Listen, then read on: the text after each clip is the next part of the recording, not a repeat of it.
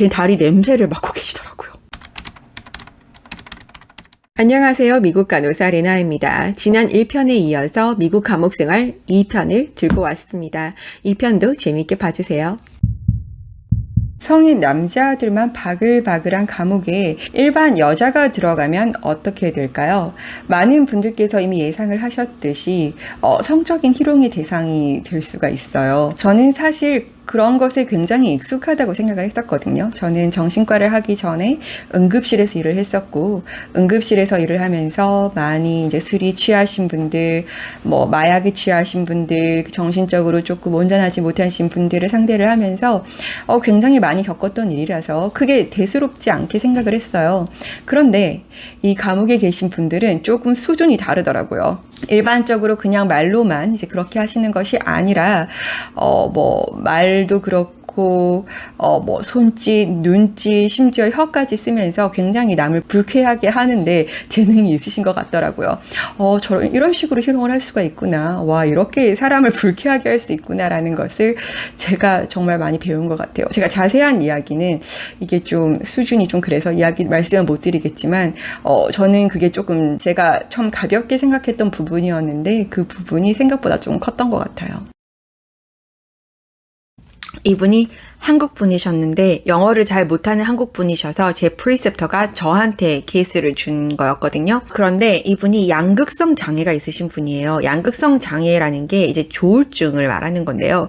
이게 조울증 중에서 조증을 겪을 때, 그러니까 사람들마다 많이 다른데요. 어떤 분들은 좀 성적인 충동을 억제하지 못하는 경향이 있어요. 그런데 이제 이분이 약간 그런 케이스였던 거예요. 그래서 또 감옥까지 오신 거였고요. 그리고 이분이 art therapist, 그러니까 예술 치료사분, 그리고 이제 상담사, 그냥 일반 therapist, 이분들에게 계속 너무 성적으로 심하게 하니까 좀 이분들이 저한테 이분이 좀 그게 자제가 안 되는 것 같다. 약을 지금 전혀 먹지 않고 있는데 약을 먹을 수 있게 설득을 해달라라고 하시더라고요. 제가 내가 한번 해보겠다. 뭔가 근거 없는 자신감과 함께 환자분을 만나러 가게 됩니다. 환자분이 너무 생각보다 안 아프신 것처럼 보이는 거예요. 원래 이제 조증이 있으시면 약간 좀 하이퍼되고 좀 이런 게 있는데 그런 것도 제가 못 느꼈어요. 정말 못 느꼈고 이야기를 하는데 정말 그냥 일반적인 분이랑 차이가 없는 거예요. 그래서 괜찮은데?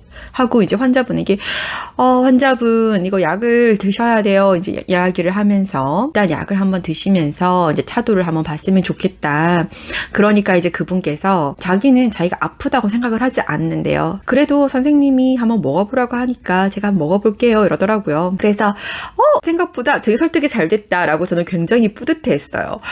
이분이 굉장히 말이 통하는구나. 우리 완전 말 잘 통했어. 굉장히 막 혼자 성취감 느끼고 막 괜히 혼자 뿌듯하고 막 그랬던 기억이 있네요. 그리고 이제 돌아서서 지나가는 제 환자분이랑 환자 면담 이런 게 아니라 그냥 안부 묻고 그런 이야기 하고 있는데 갑자기 다리에 무슨 벌레가 기어다니는 이제 약간 그런 좀 이상한 느낌 드는 거예요. 제가 그때 종아리까지 오는 치마를 입고 있었어요.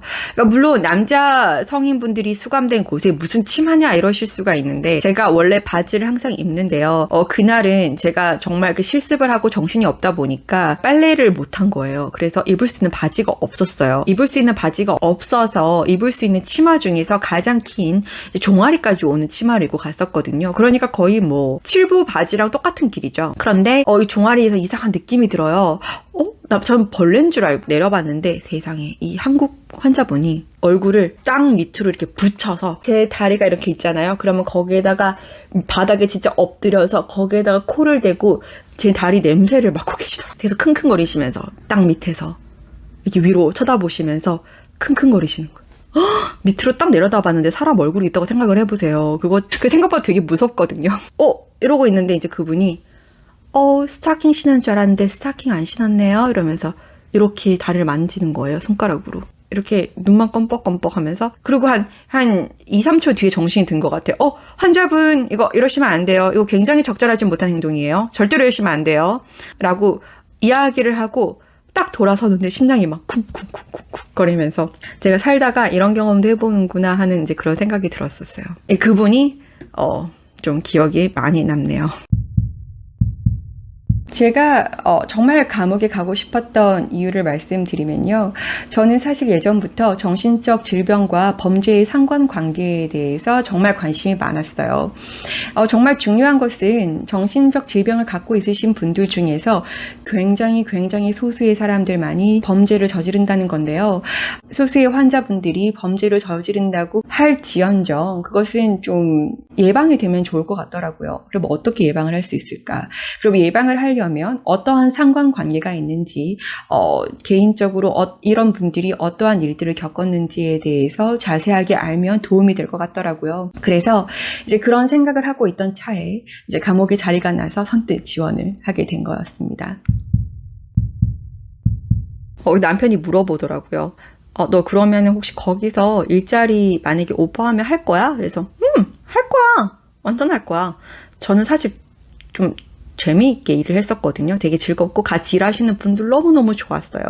제 프리셉터도 너무 많은 걸 알려주고 너무 유능하고 너무 좋으신 분이었고 같이 일했던 그런 이제 미술 치료사분들, 음악 치료사분들 뭐 이런 분들 너무 좋으신 분들이었고 또 사회복지사분들도 너무 좋으시고 정말 본인들의 일에 최선을 다하시는 이제 그런 분들이었거든요. 제가 지금은 좀 이사를 와서 엄청 멀어졌기 때문에 이제 다시 갈 일은 없을 것 같지만 저에게는 정말 흥미로웠고 좀 뜻깊은 그런 경험이었던 것 같습니다.